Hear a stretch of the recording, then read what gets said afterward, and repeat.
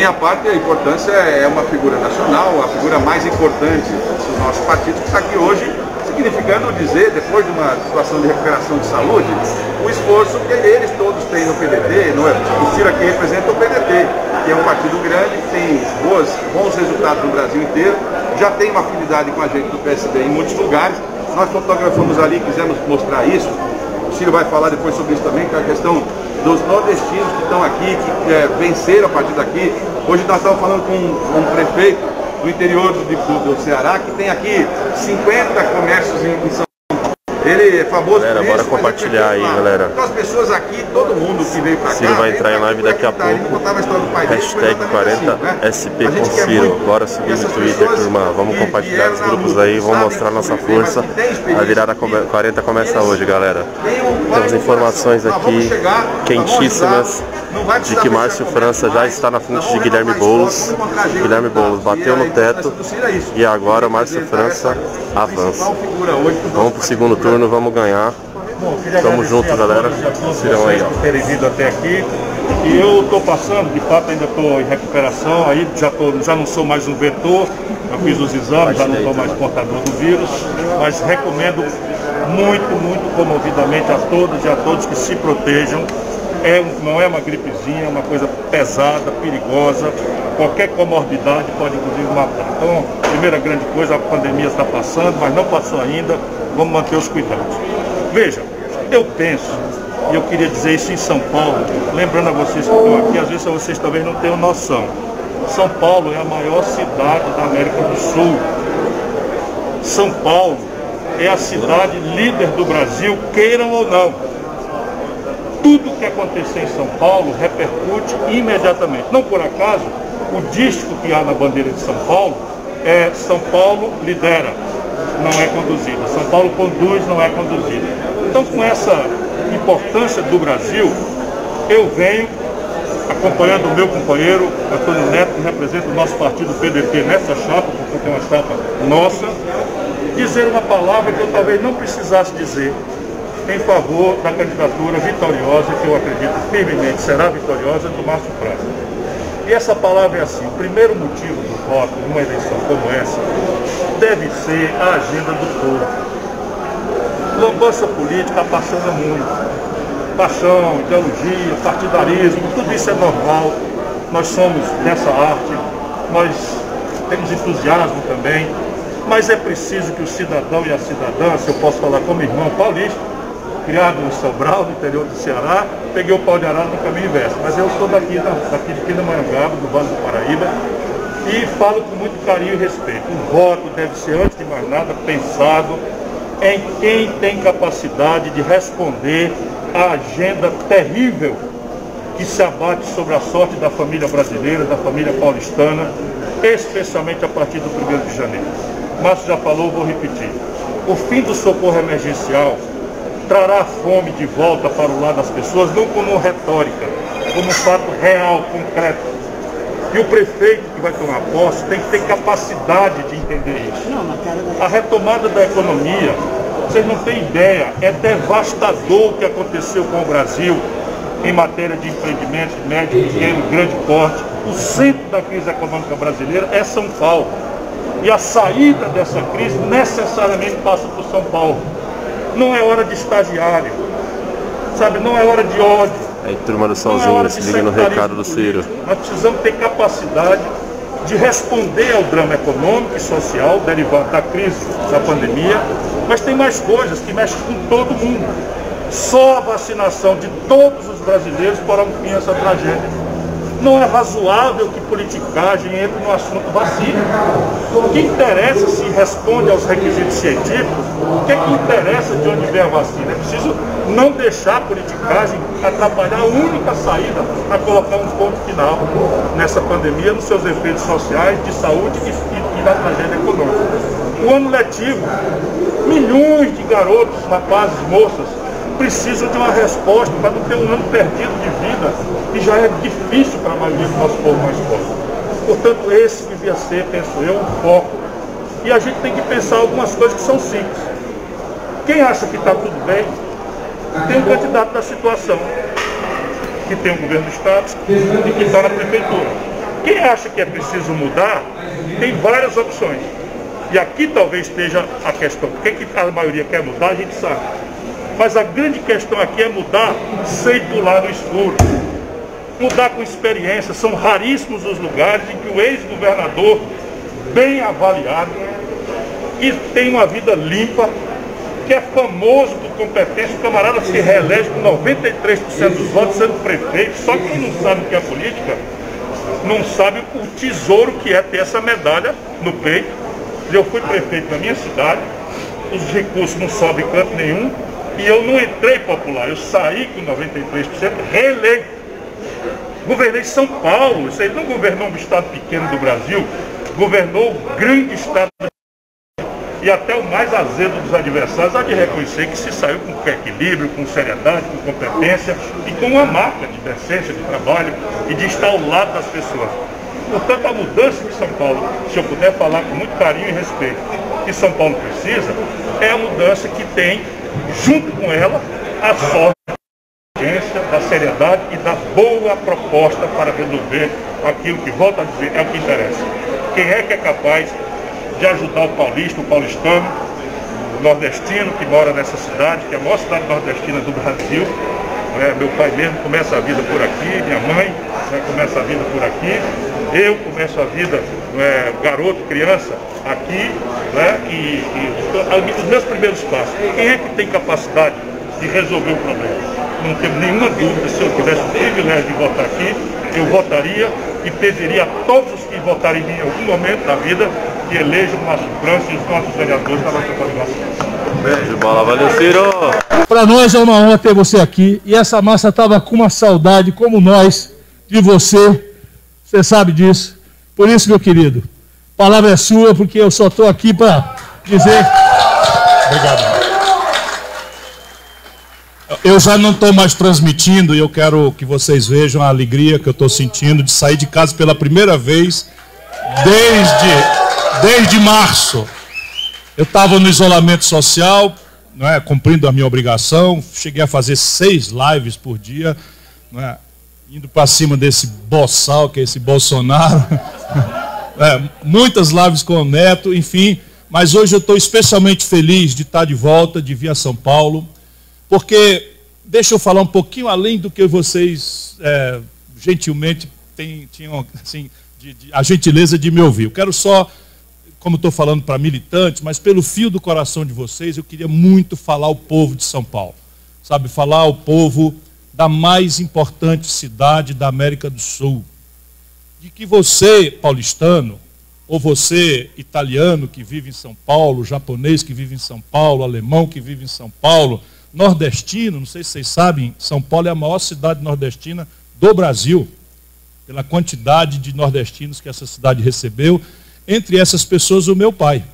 Meu pai começa a vida aqui em São Paulo e eu nasci em Pindamonhangaba, de maneira que, com todo cuidado, zelo e respeito, eu, de qualquer forma, não sou um forasteiro, mas quero falar a vocês, a todos os paulistanos, a todos os que essa cidade abrigou, do mundo inteiro e do Brasil, em situações de muita dificuldade. Nós estamos vivendo, companheirada, a mais grave crise da história brasileira. Eu lhes digo como quem tem muita experiência, eu já vi muita crise. Já vi uma crise econômica muito grave, eu ajudei a fazer o Plano Real. Nós estamos, aliás, hoje com a pior inflação desde que nós criamos o Plano Real, outro desastre do governo que nos governa no Brasil hoje. Eu já vi crise política no Brasil. Eu sou da geração que redemocratizou o país.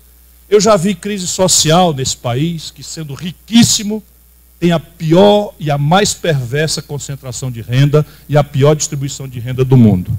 Eu já vi crise de saúde. Eu, governador do Ceará, peguei dengue. Eu administrei uma epidemia de cólera. Mas juntos, uma crise de saúde sem precedente, que já tirou 163 mil irmãos e irmãs nossos. Não tem igual. Nunca houve nada parecido.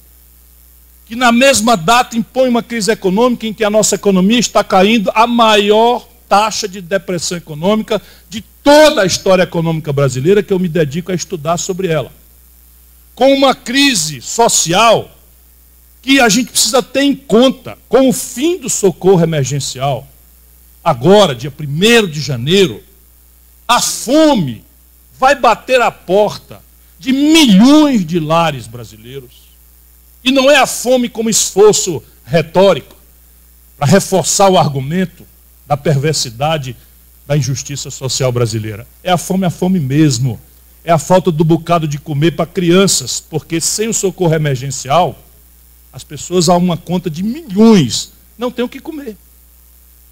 Junta tudo isso ao redor de uma crise de liderança política trágica, o país dividido, uma divisão assentada não numa racional discussão sobre rumo A, rumo B, modelo tal, modelo aquilo, não. Pura irracionalidade, ódios, paixões, radicalismos estéreis, a rigor conservando o mesmo desastre que é o modelo econômico que produziu essa resposta trágica que o Brasil está tendo, o segundo pior lugar do mundo, se nós escolhermos a mortalidade das pessoas com um número objetivo. É os Estados Unidos, do Trump, e o Brasil, do Bolsonaro. São números. 240 mil mortos lá, 163 mil mortos aqui. Ninguém tem nada parecido. E o que é comum é a lógica obscurantista, contra a ciência, né, Tabata? Tabata que gosta da ciência, da tecnologia. Uma lógica obscurantista, negacionista, confrontar as evidências da ciência. Agora mesmo essa discussão vil sobre a origem da vacina, o que interessa para o cidadão e para a cidadã, se a vacina é produzida na Alemanha, na Conchinchina, na China, no Japão, se ela for atestada cientificamente pelos órgãos globais e nacionais de testificação, vamos dizer, de certificação de saúde pública, que ela seja ontem aplicada, porque só a vacina vai encerrar essa tragédia social, de saúde e econômica que a pandemia fez. Pois bem, esse é o quadro. O quadro que nós temos diante da nossa vida e do nosso povo é esse. E diante disso, uma certa elite brasileira usa o processo eleitoral para distrair o nosso povo.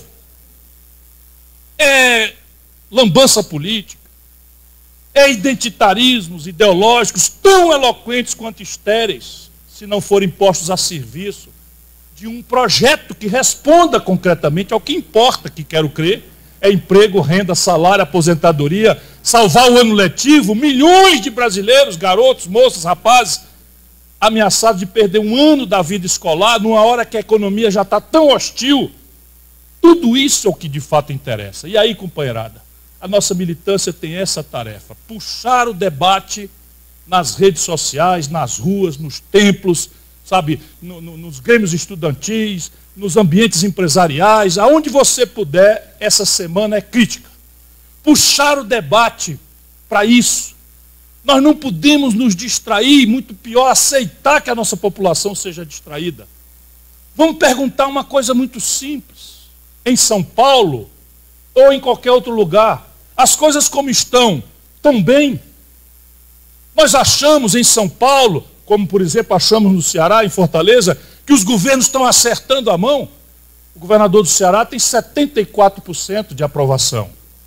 O prefeito de Fortaleza tem 60 e tantos por cento de aprovação.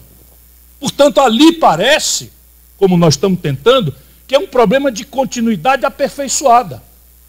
Mas a grande pergunta é, em São Paulo, a principal cidade brasileira, a principal cidade da América do Sul, os governantes estão muito bem aprovados?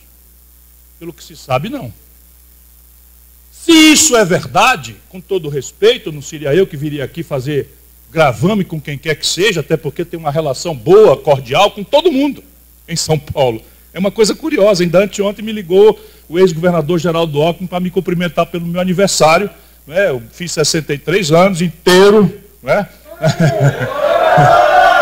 No ponto, o corpinho é de 62, garantido. Né? Pois veja, eu tenho essa relação com todos eles, mas vamos pensar e ajudar o nosso povo a pensar. Se você quer mudar, então a situação não é essa. Essa é a primeira grande questão para ajudar o nosso povo a raciocinar. Mas a mudança que se oferece tem muitas caras, tem muitos rostos. E eu também não vou botar defeito em ninguém. Mas será que a mudança que São Paulo precisa, desesperadamente para muitos que estão vítimas desse quadro todo que eu desenhei para vocês, será que eleger alguém famoso da televisão, que nunca administrou um pé de bodega dos pequenos, nem para dizer, um pezinho de bodega pequeno, aliás, administrou e deu problema. Deu ruim. Aí quer ter como primeira experiência governar a cidade mais difícil de ser governada da América do Sul, que é São Paulo, ligado a tudo que há de obscurantismo, de atraso, de anticiência. Será que é esse que nós vamos chamar para vacinar o nosso povo?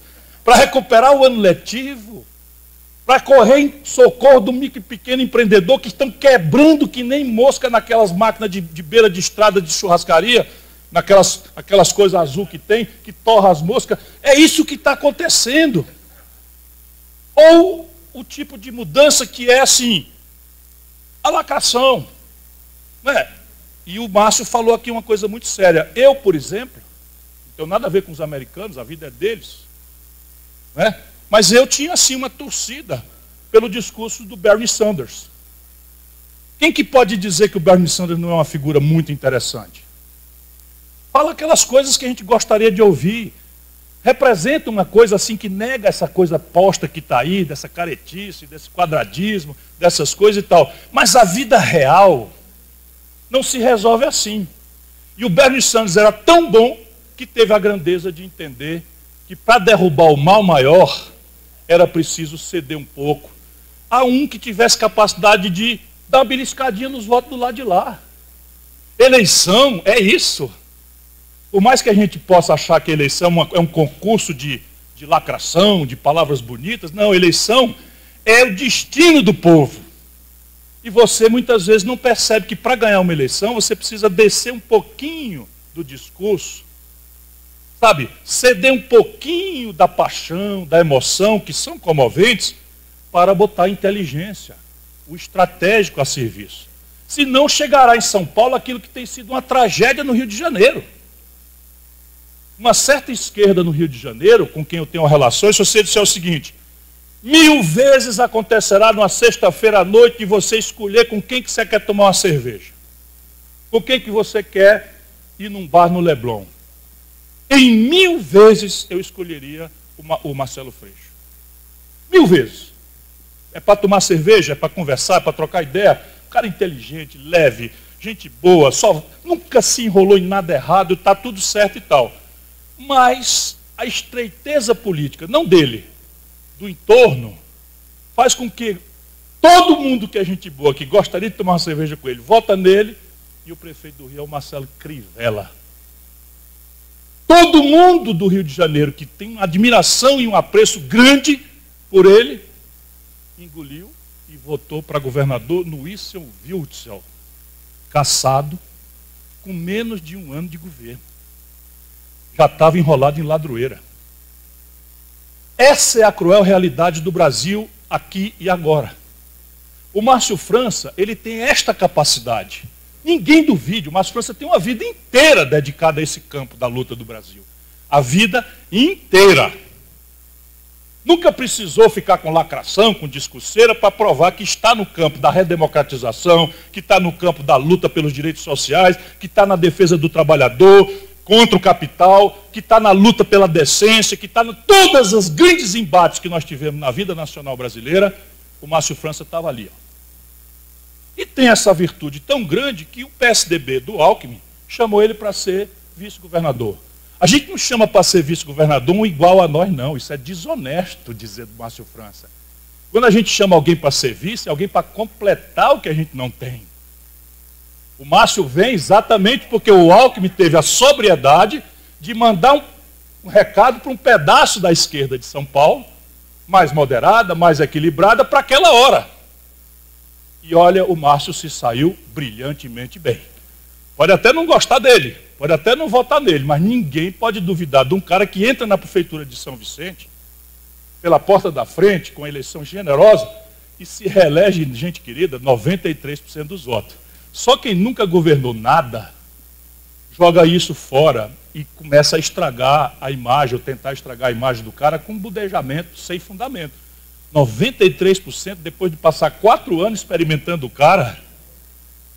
É preciso que a gente mostre isso ao povo de São Paulo. Ele foi governador do estado ontem, do maior estado brasileiro. Não sei se vocês sabem, São Paulo representa quase a metade da economia do Brasil. E o Márcio França tirou o governo com greve, com confusão política, com caminhoneiro paralisando, com problemas de segurança, com a polícia. Foi lá e tirou o caminho com prumo. Portanto, deixe que eu arremate, que eu já falei demais da conta, nós não temos que ter medo de afirmar que nós estamos apoiando o melhor candidato. Foi isso que o Neto, nosso companheiro, nos identificou lá atrás. E o argumento é esse. 2022 vai chegar e daqui para lá morre o burro e quem o tange. Então ninguém se preocupe em antecipar a coisa de 2022, porque esse país, não é? Só para quem não conhece, é muito amador, imagina que a eleição municipal vai tomar definição para lá. Mas o mais importante é quem tem a experiência, o plano, as parcerias e a condição objetiva de responder ao drama social, econômico, de saúde pública que a cidade de São Paulo, liderando o Brasil, vai ter que ver enfrentado no ano que vem. Só o Márcio está falando com clareza em frente de trabalho. Ou o Brasil faz isso, ou o saque vai ser a resposta da tragédia de fome do nosso povo. Só o Márcio está falando com clareza uma questão de em socorro do micro e pequeno empreendedor.